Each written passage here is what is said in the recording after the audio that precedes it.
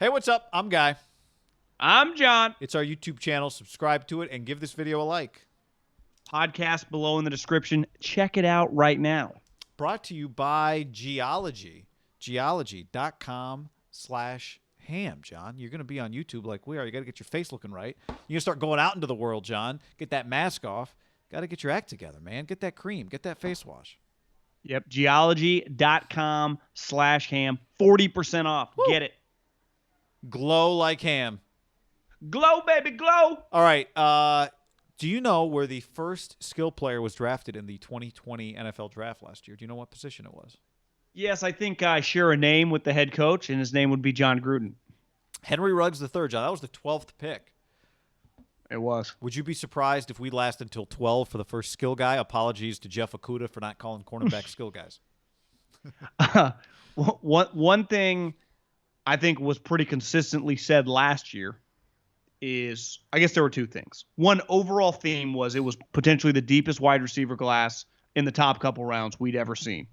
And you and I have talked about, we lived through it. I mean, we talk a lot of, obviously, the Niners and even Raiders with those two guys, but it was impossible to not the Justin Jeffersons of the world and Judys and the CeeDee Lambs. It was awesome. It lived up to the hype. Dudes are studs. The other thing that we heard is in this historically deep at the top, right, in the first and second round wide receiver draft, if the dude that could have come out, Ja'Marr Chase, came out, he would have been the number one guy in the class. Like, to me, if Ja'Marr Chase had been in the class and been there at 12, it would have been insanity to take Henry Ruggs over Ja'Marr Chase. Especially, Ja'Marr Chase ran a 4.39. Now, the times are inflated this year because none of the guys ran a combine, and the combine are electric times. These are hand times. They're faster. I don't think Ja'Marr Chase is a 4.39 guy. I bet I guess Ruggs ran like a 4.28 at the combine. Ruggs' speed is elite. Like, Ruggs is Can't way we electric faster. time this thing off the video? I don't understand. Yeah, it just is what it is. I don't know. It's complicated, guys. Scouts get angry. They're there to time. And this guy would have gone higher. And then, to me, Guy, there's this curveball. Oh, yeah, and there's also this, like, 6'6" hybrid tight end that ran like a 4.4. He's like 245 pounds, and he's an unstoppable force. Think like Gronkowski, but a more fluider mixed with Hernandez and potentially Kelsey, but even better. That's what the way they're talking about Kyle Pitts. So, and in modern day football, Kyle Pitts is viewed more as a pass catcher than he's not a blocker. Like, he's not going to be George Kittle. Guess what? No one cares. So, to me, Ja'Marr Chase and Kyle Pitts are probably going in the top 10. And last year, for as great as the draft was, the skill guys, and it was awesome. And there's a chance when the dust settles, like, there aren't 5 total wide receivers in this draft as good as that whole crew. But I do feel at the top end, the skill guys are going to go a lot higher, which I think is a big reason why Howie went from like 6 to 12, because he knows other position players are going to get pushed down. Remember, part of it last year was quarterbacks and tackles. It was just like, and corners. It was 2 corners went. The Jags took 1. The Lions took 1. About 7 linemen went, it feels like, between the top 12, 13 picks, including Kinlaw, who's defensive tackle, and quarterbacks, the 3 quarterbacks in the top 6. So it was kind of a meat and potatoes draft. And then all the wide receivers went flying off the shelf starting at pick 12, right? Yeah. Basically to the Niners. Well, John, I mean, 13 receivers went from pick 12 to pick 59. All right, so that's Denzel Mims at 59 was the last receiver taken of the second round. And when he got drafted, he was the 13th receiver taken in the draft. Look, for Jeff Okudah's sake, John, we'll say offensive skill guys for all the corners out there. But I don't know. Jeff Okudah, from what I've heard, I don't know if he has any room to complain after his rookie season. I'm just saying, did not go well. Don't we call corners don't we refer to them as skill guys? They are. Yeah, I mean, they run with the skill guys when they're doing gassers. So, yeah, they're fast. They're skinny. So this year, I mean, to your point, if Kyle Pitts, Ja'Marr Chase, if those guys go in the top 10, then does that mean all of a sudden one of these Alabama receivers goes before even the first guy went last year? Do we have 2 receivers plus Pitts off the board before 12? But do you know what I think last year showed?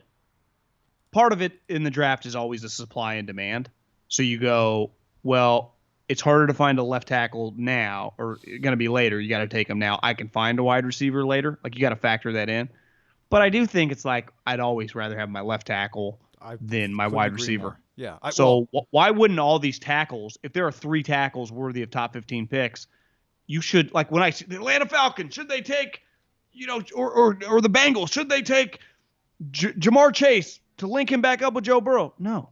Just that viral meme that's going around is kind of true. Like, you can just find another skill guy in the second round, get a lineman to block for the guy, right? You mean the meme of they draft Penei Sewell and Joe is throwing and they draft throwing Jamar like a Chase clean pocket and Joe's draft getting Jamar Chase. sacked. Jamar's wide open and he's sacked. Well, I think part of this is like it is a good meme though. it's a very good meme, and I think it speaks to the bigger thing in the NFL right now.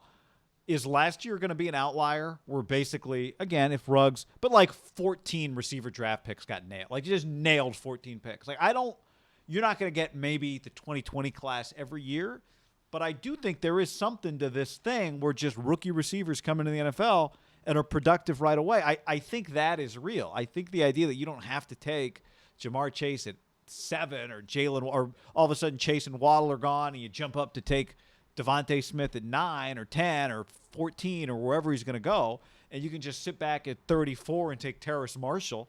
I think there is something to that. Like, I think that's real.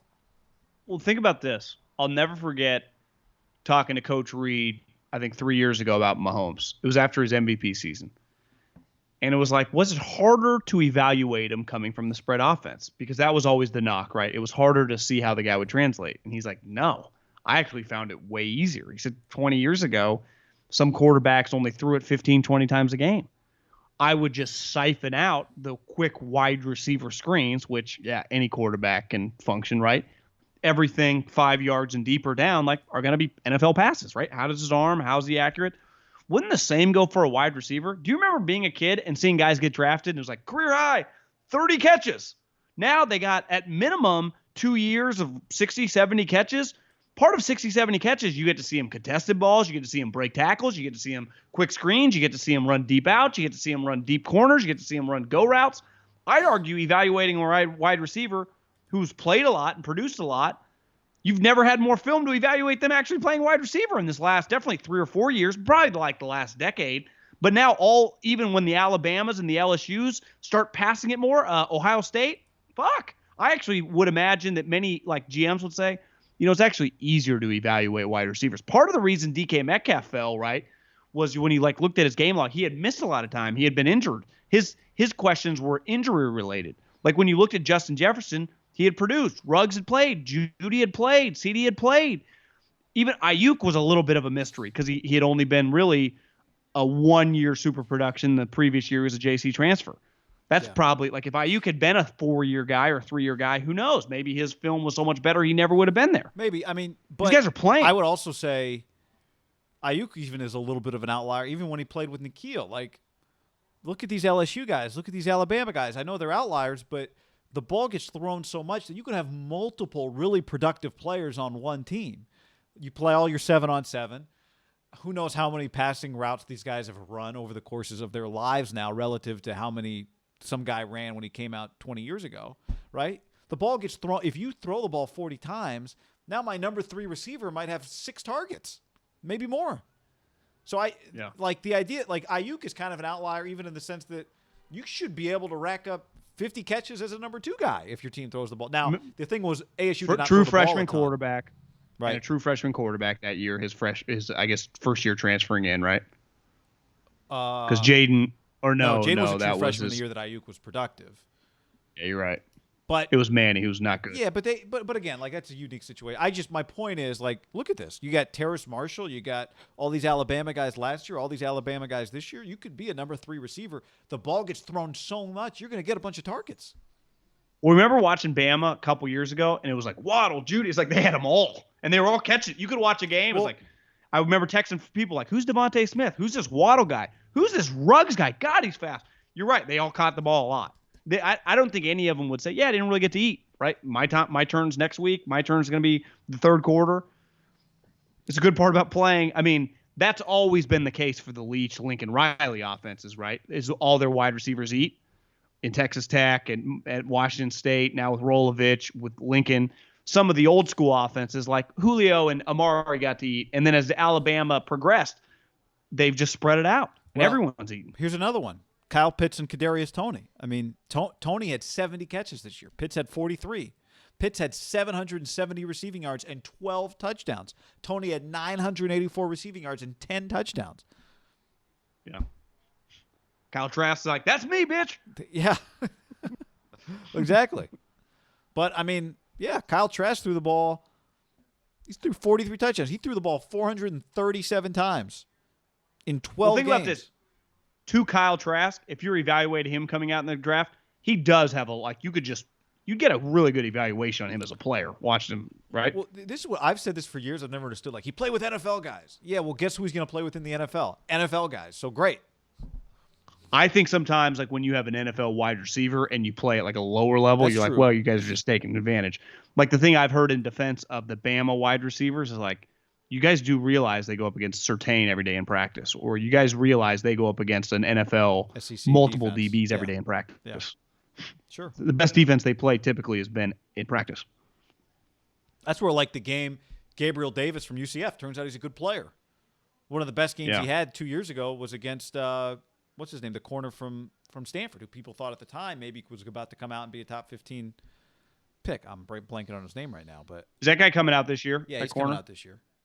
Did he opt out last year? I think he opted out only after the season got canceled, I think. Or then maybe opted I was back reading in a and little he bit about opted out him. again. I can't remember exactly what the deal was. Yeah, there's confusing stuff going on. But yeah. he was a guy a few years ago, Paulson Adebo, people thought was like going to be a first round pick, and then Well, I crushed one time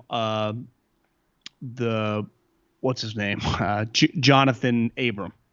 I remember being like, I don't love this pick, a big hitter, and then someone DM'd me in the league was like, watch his game against Iowa, Hawkinson and whoever else, Fant, because Mississippi State played Iowa in a bowl game the year he came out, and he dominated them. So like you go into a draft room, you go, well, we got these two guys that are going to get drafted in the first round. Look at him, checking them up, right? You feel good about. That's a huge part about projections, is you don't have to project when the matchup is like, well, that's going to be the problem for Kyle Pitts. Like who is really covering him, and that's going to be the argument in the draft room. Like who can cover him in the NFL? And the answer is going to be players not who played many in people. college are like these become NFL players.